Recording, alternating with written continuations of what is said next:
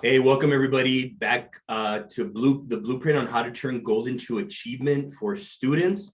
I'm your host, motivational speaker, and coach.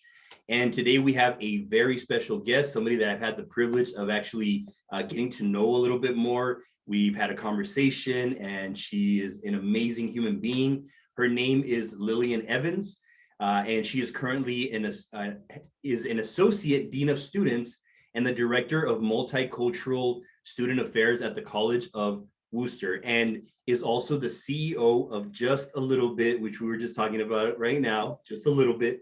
And she is a consultant and motivational speaking company, and she has dedicated her work to improving education for marginalized students. Lillian is a native in Akron, Ohio, and a huge Browns fan. So welcome to the show, Lillian. How are you feeling today? Thank you so much. I'm feeling great. How are you? I'm doing great. I'm doing great. Thank you for being here. I really appreciate this. I'm so excited just to hear about you and all the amazing things that you're doing with your life. And so, I kind of always like to get the show started and having the guests, just brag a little bit about themselves. I think it's really important to always talk about ourselves and saying talk about our greatness. So I kind of want to ask you, what would you say is your superpower? So I would probably say my superpower is I can make you laugh. Okay. Yeah. I will say, if you don't laugh, it's your fault. It's not mine. That is literally how I live my life. True. Every job interview, I know if I can get you to laugh, I know that I got you. So my superpower is probably being personable and making people laugh. I'm able to talk to anyone. I've never met a stranger, even since I was little. Like my mama said, I came out of the womb talking, and I haven't stopped since. So that's kind of just how I've gotten my jobs and gotten in different rooms. My personality has taken me pretty far. So that's probably my superpower. Wow. And what a superpower to have. I mean, I think that is just like a gift. Like it's like almost like somebody's purpose, to bring laughter and to bring some type of energy to the room. Cause you do have amazing energy. When I met you, I was like, dang, like she has really good energy. She brings the noise. So I really appreciate that about you. And I totally agree with your mom that you probably did come out of the womb just smiling. So I did, yeah. laughing and talking. I was like, let's go. So yeah, and I'm a planner. So that part, it just works out together. That's awesome. Yeah, that's a great combination for sure. So tell us a little bit, give us an overview of the work that you do as an associate for Dean of Students and as a director of multicultural student affairs. So kind of like what I do is no one really knows what I do. I always tell people I work in higher ed and I just go to school every day. I didn't want to grow up and I ended up in higher education. So here we are. As an associate dean, I really just work with students and kind of unfortunately in their bad part. So once they're in crisis, we kind of see them and we kind of try to doctor them as much as we can. So we're making connections. We're making sure that we're putting out fires, making sure that students are thriving through our university. So that's kind of how that dean of student role kind of works. As for my multicultural student affairs, I work, like I like to say, I work with brown and black kids, I work with first gen students, and then I work with low income students. And so my job, I say, as a multicultural director is to make sure that students have the most equitable experience to graduation. My whole goal is that they matriculate. You do not go to college to kind of just major in college, you know what I mean? There's a purpose, there's a goal behind it. And so I just make sure that students are able to thrive throughout the university. So I'm an advocate in different spaces. I'm a educator in other spaces. Times I am just a comic relief for students. I'm a shoulder to cry on. So I'm that person, I'm that go-to when it's just what do I do? I'm the person that's there for them. So that's kind of how my roles kind of work together and how they go over in the whole institution. And so I sit in a lot of rooms where I'm like, yeah, that's not equitable. Let's think about our marginalized groups. And then other spaces I sit in a room with students and I'm just like, you need to laugh today. And so how can I help that? So I get to play these dueling roles all the time. That's so cool. And I really appreciate what you do, Lillian, helping me being a Latino, I really appreciate that about you, helping the Black and Brown communities, because we need more of that. We need more support. And, to see you And I can see that you're very passionate about helping these people. It makes me so happy to see that there's somebody advocating for not just, the Black community, but also the brown community. And when I see people like yourself, it's just such an honor and a privilege to be able to know somebody like you that is making a big difference in the community that I really am passionate about, because that's my community. And so that's beautiful, that what you do. And I also love how you talked about making them happy, helping them smile. I mean, that I think you're in a way giving them some relief from that mental challenge that they may be having. There's a lot of mental illness going on, and I can imagine just you bringing the joy and you being somebody that probably has saved lives just by simply being there for somebody. You know what I mean? So Yeah. I appreciate that about you. Yeah, I try to think about, students, school is hard anyway, and we're all in a pandemic and we're going through mental health issues. But to have on top of that microaggressions and racism on a regular basis, that's a whole different level of mental health that we don't discuss enough. And so making sure that we have those spaces for those students to thrive in and to just be. Like, if you need to just say WTF, I'm the person that you come say that to. And Nice. so making sure we have that for students. See, and I think that that's so crucial and so important, to be able to feel comfortable with somebody that is, older than them, but that they could feel safe to just express themselves the way that they want to express themselves in that moment, instead of like wearing this, mask of just trying to like be fake in front of somebody, but just taking off that mask and you telling them, hey, it's all right, man. Like, you can cry right now. You can say whatever you want. You can WTF it up in here, and I will not judge you. I will just support you. So, thank you for doing that for them, because I think it's so important to have that person that you can, just go talk to, and then also put, your shoulder on them just to cry a little bit, smile a little bit. So thank you for doing that. That's so awesome. I appreciate that about you. So, tell us about, for students like who are interested in having a career like in higher ed, or, that they're just thinking about going to college. What would you say it takes to be successful at what you do, or like, when you're going to college? So I am a firm believer that college is not for everyone. And so I hate that we tell an 18-year-old, like, go ahead and pick the rest of your life career. That is not true. Whatever you study in college does not mean you have to study that forever. I personally, in undergrad, have an early childhood education degree. So I thought I was going to be a teacher. I'm a different kind of teacher, but I thought I was going to be teaching little kids for the rest of my life. And that's not true. And so I would tell students, as you're going into college, think about what are you passionate about? Because you can go to grad school for anything, and grad school is only 2 years, and somebody will pay for grad school. And so that undergrad degree is 4 years of your life. So find something that you're passionate about, that you really want to study. It may not be what you want to do with the rest of your life. It may not coincide with like where you thought you should be, but it may be the thing that you need to push through. You have to know your why. Undergrad is hard. There are many times where you're going to be like, I don't want to do this. This isn't worth it. But when you have a strong why and you can go back to that, that's what's going to keep pushing you. So I would definitely tell people to find their why. And even if you don't find it until 22, you can go back to school. It doesn't have to come at 18, and it doesn't have to come at 19. Like, you don't have to be a traditional student. You can always go back to school. So I would definitely say that. When I'm thinking about higher education and being just what successful looks like, it is very different. So I say that I'm the type of person that I teach students and I nurture students to go on to do better than me. So I have students that they get more degrees than me, they're making more money than me, but I was that foundation for them. And so understanding that it's bigger than you is definitely a higher education civil service kind of work.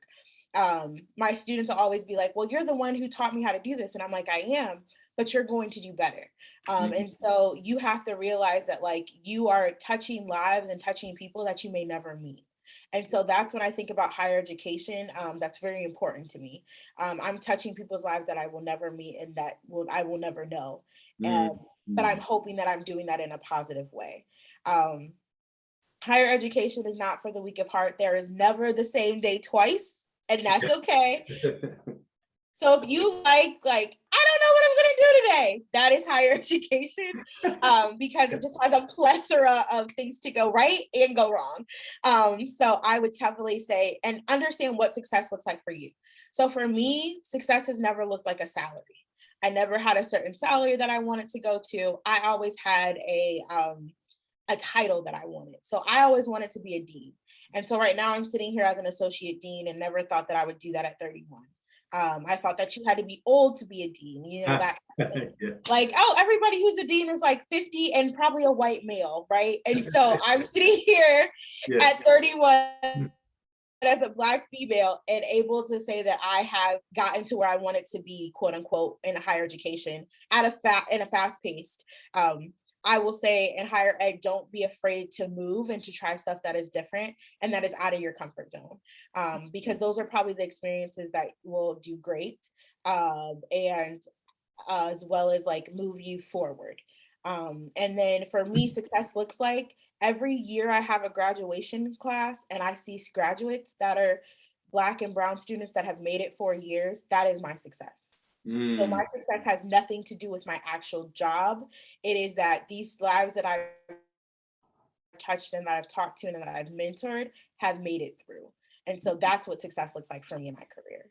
Wow, that's so powerful. I mean, everything that you're doing for all these kids, sometimes we don't think about it that way. Like, we don't think about, wow, these kids are going to touch other lives that I'm never going to meet. These kids are going to go and do greater things that we could have never imagined, greater things that they never imagined themselves. And you put that seed in them, like in their brain of like, you can do this, man. Like, you can actually go out there and achieve whatever it is that your heart desires. And I think it's so important to have somebody like you in their lives that believes in them when they don't believe in themselves. Because how oftentimes do some of these kids come to these schools and they're like, you know what, nobody's ever told me that they believe in me. I've never had any type of praise, especially in the Black and the Latino community. Sometimes, man, we don't have that. And it's not that people don't want us to win, it's just that sometimes people are raised a certain way that it's like they don't give praise because they weren't given praise. And we have to break that cycle. And you're doing that with these kids. And you're going to actually not just impact them, but then their kids and then their kids. So you're impacting generations to come, which is so powerful. I love that. And everything that you talked about right now is just fire. And I mean, so many golden nuggets that a lot of people get from this, who want to go to either higher ed or college, or you don't even have to go to college. Maybe college is not for you, like you said. So I really love that. Thank you for sharing that. That was so deep and powerful. And kind of we were talking about mentors. How did you find help and mentorships for what you do, or just in general? And any mentors that come to mind that you would like to give a shout out to? Yeah. So I have always, quote unquote, had other mothers, as I like to say. So every place I go, I find a mom figure, like that. A mom figure can be a mentor. And so in undergrad, it was Barbara Lyons. She got me through undergrad. She was my choir director for my gospel choir. And so she was the one I could go do the WTF moments, but she's also the one that pushed back. And so when I was like, I don't know how I feel, she's like, yes, you do. Let's name it. And so she's the one that really has like pushed me in while I was in college, and then like really saw a lot in me. So she was a great one. And so I will say, in order to find mentors, especially when you're an undergrad, is just go to stuff, meet faculty, meet staff, just say hi, because people are wanting to pour into you and people are wanting you to succeed, but sometimes you may have some bad seeds in there. So I say try everything once, find an adult, be like, hey, this is what I'm interested in. Can you help me? If they can't, if they're the right person, they're going to find you somebody that can. And so if you're in college, I say get connected as possible into your faculty, into your staff, even into your janitor staff or your people in the cafeterias. Like, those are your go-to people. There was a woman in the cafeteria that I knew when she worked, I was going to get hooked up, but she also would tell me things and little nuggets that I didn't think that I was going to get. So that's a big mentor for me. When I got into higher education, my first job at Purdue University, I was lucky enough to have a mentor named Annette Brown. She was Annette Brown when I met her, and now she's Annette Waters. And so she really poured into me. She let me go to everything with her. So if there was a conference, she would take me to it. If I needed to know things about DEI work, she was telling me. She also allowed me, this is how I kind of got into my like just a little bit speaking engagements, because she's the one that let me go do trainings with her, and she let me kind of study under her. And she was definitely the biggest mentor to me at Purdue, where she could call me on things, but as well as like with love and support. She also, I'm a Christian, and so she had a Christian background, so she could bring it back to like which I knew, as well as higher education. So how to be professional, how to show up. She is the best dressed woman that I've ever met. And one day when I'm an adult, I'm gonna be like her, but she showed me what I could be and how to take up space as a Black woman and not be ashamed of that. And so that was really great. And then my biggest mentor is always my mama bear. She has been, there forever. She was the one that heard me talk first. But I will say that my mom poured so much into me in ways that like she let me challenge things. She let me challenge religion. She let me challenge about heterosexual normatives, about Black, about being white. She let me challenge that in a space that was safe, and letting me challenge that and like pushing back on me and asking me questions like, why are you feeling this way? And not shying away from those questions. My mom saw things in me that like I didn't think that I would ever see in myself, but she also was like, my mom is funny, but she's the funny type of like, she's a sly funny. So she's really an a-hole. But it's like the like, oh, like my mom is the one that told me one time, she was like, don't you want to go on what not to wear? And I was like, Ma, really? She's like, I think it would be great. You get a whole new wardrobe. And I was like, what are you trying to say, lady? What are you trying to say? And so she had her ways of being helpful, but, being sly in there. And so my mom has always been my biggest mentor. I never wanted to be a social worker, and basically I'm a social worker in higher education. And so every time you try to run from things, something always brings you back. So I will say, in order to find a mentor, just get yourself out there. Don't be afraid to say no, but also understanding energy. Energy is very important. Like as the kids like to say, it's a vibe. And so if that vibe isn't vibing, it's okay to let that go and know that that's just a work relationship, or that's a certain kind of relationship. But when you find a connection of someone that challenges you, that supports you, that builds you up, keep that vibe. And if it's a mentor, they may not know that they're a mentor, right? So they don't know that they're necessarily pouring into you in the way that you're thinking. So you have to be intentional about keeping those relationships too, and not being afraid to say like, hey, I need a mentor. Will you mentor me?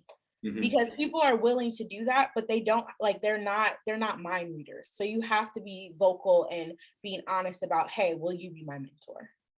I love that. Yeah.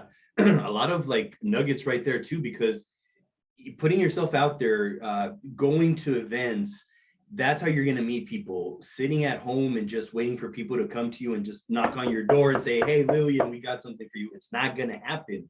You have to put yourself out there. And a lot of kids, sometimes they feel like, oh, I'm very timid, I'm very shy. But the only way to get away from being shy is putting yourself out there, putting yourself in things that make you uncomfortable. When you're uncomfortable, you overcome that fear, and that's when you build courage. And before you know it, you're talking to everybody. And so, I mean, right there, like you honestly gave some knowledge right there that could lead you to your next big career, your next big opportunity. So I really appreciate all that you said right now. And I agree 100% with everything you said. And I'm glad that you have everybody in your life, not only just your mom, but these other women who have been such a great impact in your life. And I love how you said one told you to, hey, it's okay to take up space, as a Black woman, like you deserve it. You deserve the space. You're worthy. And it reminds me of when Will Smith said, every time I walked into a room, I looked in everybody like in their eyes and I showed them that I was worthy of being in this room. And that's exactly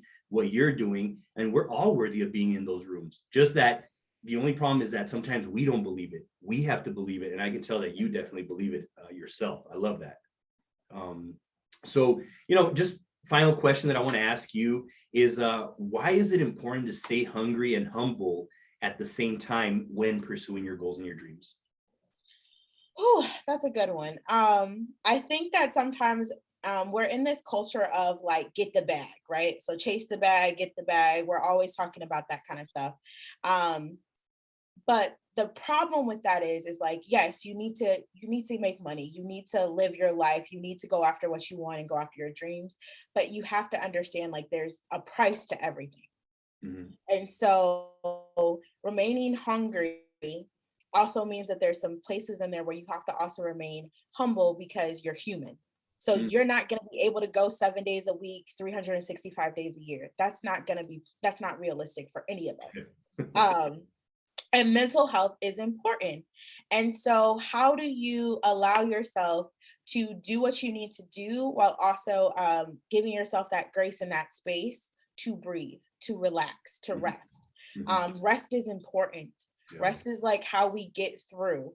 And so, yes, I want you to chase your dreams. Yes, I want you to be all that you can be, but that doesn't mean that you have 365 to have. It does mean though that you have to work smart. So if you're taking these hours of watching TV, change that into hours of working on your business. Change that into hours of studying and giving yourself the grace of saying like, okay, I've done my 4 hours of my work. I'm going to give 2 hours of TV, TikTok, Instagram, that kind of thing. And so you have to make sure that you're giving yourself a balance. Um, I am not the person that's like, no, just like sit back and let life happen. That is not what I'm saying at all. Yeah. I'm saying that you have to chase your dream in your capacity and understanding what your capacity is. So I would say you have to learn your capacity. But also the humble piece is you never know who you're going to meet and who is going to change your life. The Mm. person that is walking down the street that you aren't paying any attention to could be the person that gives you your job. The person that is, if you're in college and it's one of the women that are maybe cleaning your residence halls, or one of the women that are fixing things in your residence halls, you don't know who they know and what opportunities they could do. Mm. Um, you Wow. don't know who you're gonna meet and who they know that it's gonna give you what you need. And so being humble in everything. I know that like everything that I do is not in my own power. Like I said, I am a Christian, so I believe in a higher power. And so this is not, I know that I will fall and stumble again and again. Mhm. And that is okay. But understanding, giving myself grace to fall, giving myself grace to fail. But when we have this mentality of like hustle, hustle, hustle, perfection, when that doesn't happen, that hurts more. And so allowing yourself to be humble and understanding that you are not the center of the universe, Mhm. you are not, everybody is not going to live and breathe and die you, even though I know you want it to be that way, Yeah. is important. And, and to understand that like other people's lives matter and other things, like you want to leave your mark on this planet to say that you were here. But Mm. what mark are you actually leaving? Is it Mm. a mark of people who are doing better, people who are progressing, people who have um, their lives were made better by knowing you? Or did you leave your mark as a person that I hurt because I knew you? And Mm. so making sure that you're taking stock of that as you're going through your hustle journey is very important. Wow. Yeah, that was awesome. That was deep and so powerful. And just what a great way to end the show. That was just so amazing, Lillian. Like, I really want to thank you for being on the show today. Today, I guarantee you a lot of people got a lot of knowledge. They learned a lot. And I guarantee you that this is going to be something that a lot of people can take with them, not just during college, but for the rest of their lives. So I just want to say thank you again for being on the show. And I want to say thank you to everybody for watching us. And we will be seeing you on the next show of The Blueprint on how to turn goals into achievement for students. Have a great day. Peace.